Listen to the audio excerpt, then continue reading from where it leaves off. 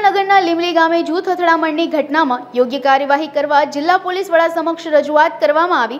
જૂથ અથડામણના ભોગ બનનાર લોકોએ જિલ્લા પોલીસ વડા સમક્ષ યોગ્ય કલમો બંને પક્ષમાં દાખલ કરવામાં આવે અને તટસ્થ તપાસ હાથ ધરવાની માંગ કરવામાં આવી। જિલ્લા પોલીસ વડાને રજૂઆત બાદ યોગ્ય કાર્યવાહી કરવા અંગેના આદેશ તપાસ અધિકારીને આપવામાં આવ્યા।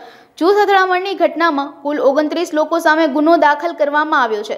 સામાન્ય બોલાચાલીની ઘટનામાં 4 રાઉન્ડ ફાયરિંગ પણ કરવામાં આવ્યા હતા। કુલ 12 લોકો ઈજાગ્રસ્ત થયા હતા।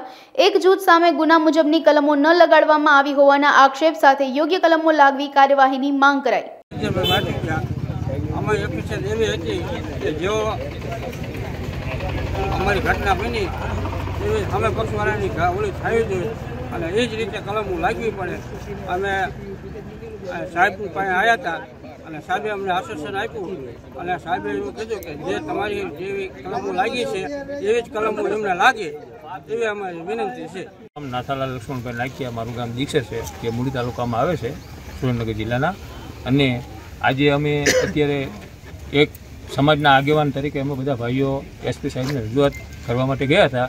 એવી રજૂઆત કે જે પીડિત છે એને કલમો ઊંચી 307 જેવી લગાવવામાં આવી છે અને જે લોકોએ ઓલા છે આરોપી છે એનામાં બધી નીચી 324ની સામાન્ય કલમો લગાડવામાં આવી હતી। એના માટે અમે હજુ એસપી સાહેબને રજૂઆત કરવા માટે ગયા હતા। એસપી સાહેબે અમને યોગ્ય આશ્વાસન આપી અને અમને વિશ્વાસ છે કે એસપી સાહેબ અમારી જે રજૂઆત છે એને માન્ય રાખી અને યોગ્ય આશ્વાસન આપશે, ન્યાય આપશે।